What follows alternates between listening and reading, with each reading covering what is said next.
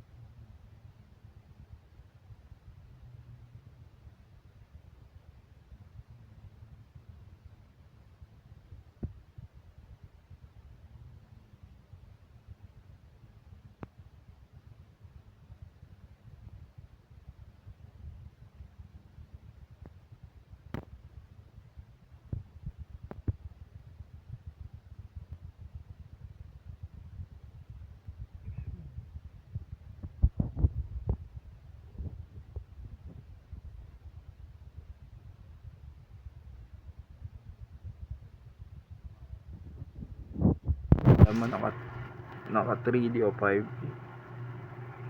Boses niya parang lumaragas ang malatanda na pinaghalo-halong boses. Tapos yun yung pamikis ng ginto, actually na talagang binura niya rin yung ibang alaala ko. Tapos maliwanag sobra. Yun lang, mas mas naalala ko siya ng panahon noon, nung habang tumagal parang konti na lang talagang binura niya, or pero nung nandun ako mismo sa panaginip na yun, pangitain niya. Kasi pag sinabing panaginip, parang panaginip lang talaga. Dun kasi talagang na-experience mo yung pakaramdam saka 4 hours lang yung tulog ko, tapos yung tinagal ng tulog ko talaga, pagising ko 12 hours. Tapos Tapos yung pagising ko, parang yun pa yung panaginip. Na may i-compare mo kasi kapag nanggaling ka sa dimension na gano'n, at dimension ng kasalukuyan na pagising mo, maalam mo, talagang pinaalam niya ang pagkakaiba. At same thing, no? Yung pakiramdam ko na yon, yung pagising ko na yon, yung time na nagpunta ako sa Jesus Train, no, talaga pinapunta niya ako dito sa Jesus Train. So, sobrang umaga hanggang gabi na na-experience ko yun. Yun ko na-experience, sobrang gaan ng pakiramdam niya. Na same thing din sa time na pagising ko sa panaginip na yun. Yun na talagang nalalaman na legit na talagang pinakita sa akin ng Lord. So, kaya wala na ako. Although nagkakasala ho tayo, no? Pero may plano ho kasi ang Diyos. Sa akin, sa inyo, lahat to ng yung pangyayari na to is bahagi ho, no, ng plano niya. Hindi ko nagawa yung mga ganito, ganyan, ganon. Lahat plano niya. At hindi mababali ang plano ng Diyos. Even na sumaway ako, mangyayari at mangyayari pa din. Dun sa 2 years na hindi ko nga pagiging Christian isipin nyo yun na wala ako, hindi ko pa will yung mga will niya talaga. Talagang yung mga gusto kong gawin, hindi ko nagawa Ito na lang, ano ko sa inyo. May dati may babae. Kasama ko na talaga sa isang kwarto. Talagang nakainom na ako, ganyan, ganito. Pero wala talaga nangyari. Doon pa lang, no.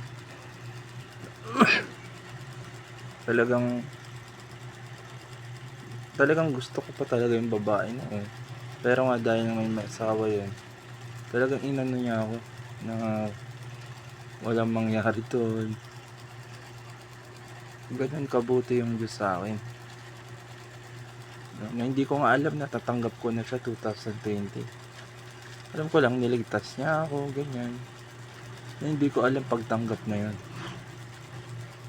Sa spirit niya.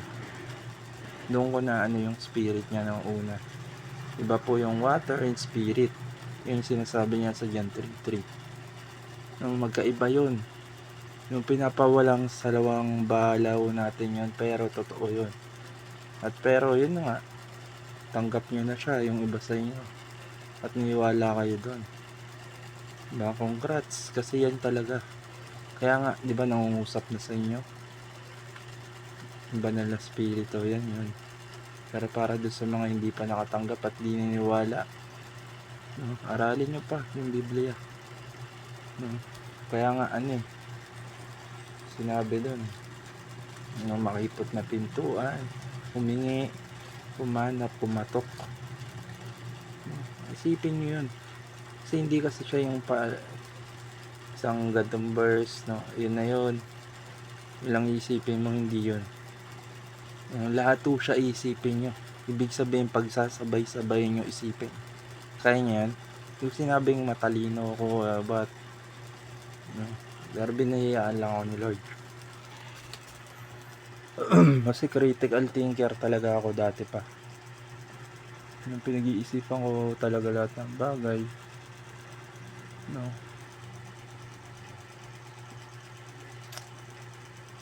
Pero yun, by the grace of God lang talaga. Wala akong alam pagyayabang o what. No. High school nga lang ako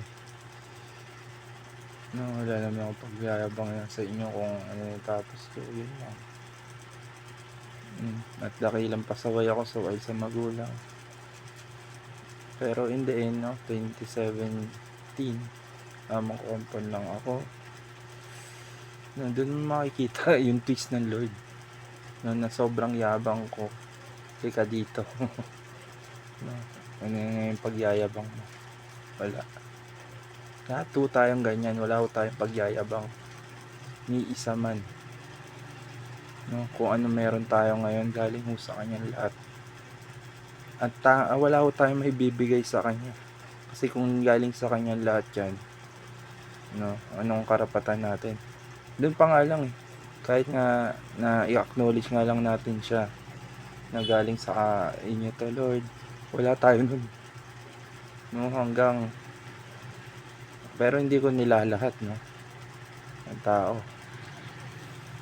Pero most of the time na nakakalimutan mo natin talaga siya. Being realistic, di ba? Kaya ayaw niya nga yung paulit-ulit eh.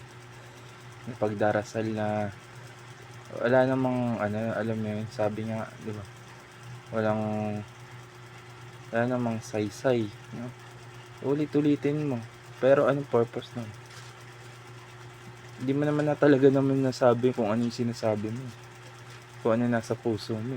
Mas alam niya pa nga, no, yung nasa puso mo. Pero ikaw nga, dahil na nasa puso mo, hindi mo sinasabi sa kanya, sinasabi mo yun na naging nakasanayan mo pagdarasal, is walang sense, no? Kung ikaw pinakamatalinong tao ka sa mundo, tapos no, kung ano yung sasabihin ng tao, meron ka pang kapangyarihan mabasa yung sasabihin niya, tapos paulit-ulit mo pang nakikita yung gano'n, di ba? Maasar ka, di ba? Ganun din yun sa Diyos, no? Ulit-ulitin mo yan, no? Walang sense. Alam ko pa yung nasa puso mo, yung pinagdarasal mo, di ba? Yun mga kapatid.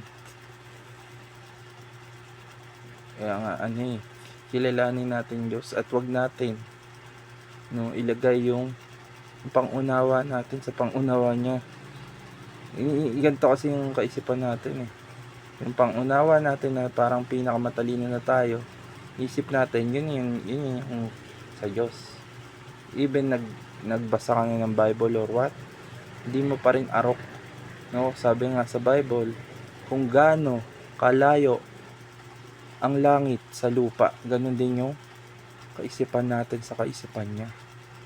Kaya nga once na nagyabang ka, na iniisip mo na eto, kaya mo to, ganito. Kaya nga, di sa unang kautosan pa lang, love your God with all your heart, soul, mind. Pangatlo yung mind. Pangatlo. Yung soul, sacrificial, parang giving your life. Yung heart, puso mo. Kaya kung nasan yung puso mo, andun yung kayamanan mo. Ay, yung puso mo nasa kayamanan pa. Paano mapupunta sa Diyos yan? Kaya nga, sabi niya, di ba? Yung ni Jesus, di ba? Sa binatang mayaman. Mas mahirap makakapasok ang mayaman sa kaharian ng langit. Literal ba na mayaman ang sinasabi niya doon? Pwede. Kasi yung most of the time na mayaman, no, nakatingin na lang lagi sa kayamanan nila. Greediness, no? Pero not totally. Even mahirap ka, even hindi ka nasa gitna ka, pwede kang maging guilty doon. No, lahat tayo guilty doon. Depende kung ano ang sa puso mo nga. Pwedeng family, pwedeng desire, pwedeng kung ano pa man, no? Kaya nga nabigay naman na sa atin lahat eh. Isipin nyo yun, no? Ilang taon na kayo ngayon? Sabihin na natin 50, no? Nabigay niya na sa inyo lahat. Ano pa bang hihingi niya? Nasa kanya na, no? Ibigay niyo lang ngayon, ngayong ulit panahon, sa kanya yung buong ikaw, no? Parang renewal lang yan eh. Diba pag sa renewal, hindi mo naman binigay yung certificate or something, ID, no? Makukuha mo ba yung bago? Diba hindi, no? Ang mangyayari pa nga dun, parang dadaan ka pa sa isa pang proseso eh. Kasi wala na yung dati mo. Yung mga ganong consequence, diba? Ganun din sa Diyos. paano kanya marirenew kung hindi mo binibigay yung buong ikaw? Di ba? Yun ho yun mga kapatid. Di yun yung parang, ano, ito magre-renew ako. Mabilis lang to. Hindi ganun yun. Naiisip mo lang na ganun kadali. Hindi ikaw yung mag-ano siya. Siya mismo. Kung paano siya mag-ano. Kaya nga, di sa Mateo 7:21-23, maraming hindi nakakaintindi. Even pastor. O even pare. Lalo na yung pare. Hindi ko inaano yung pare. Pero yun na nga. Dahil nga sa sobrang comfort sa na-receive niya, no? Sa pagbabahagi ng ano, na-deceive na ho sila ang kaaway. Di ko lahat, no, inuuri. Pero totoo, real talk yun yung nangyayari o sa panahon lalo na ngayon. Kaya nga yan, si Kibuloy, diba? Isa yan, diba? Kaya nga Diyos o kayamanan, di ho yan nagkataon lang na niligay ng Diyos.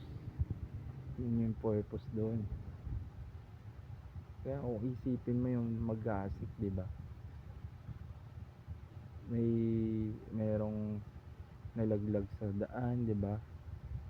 Meron dahil sa problema, di nila na ano, meron dahil sa kayamanan, yun.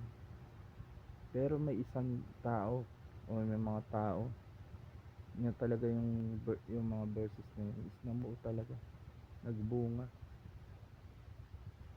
sa mga puso nila kasi yun talaga yung nakalaan yun talaga yung sa kanila talagang ginawa nila yung katotohanan kung ano may nakalagay sa Bible. Yun yung pagkakaiba ko kasi kung insufficient ka ho kasi sa mga bagay-bagay ng mundo, isipin mo may wala ka sa langit pero mas priority mo yung mundong to, napawala na nga diba? At yun ho yun mga kapatid, yun lamang po. God bless.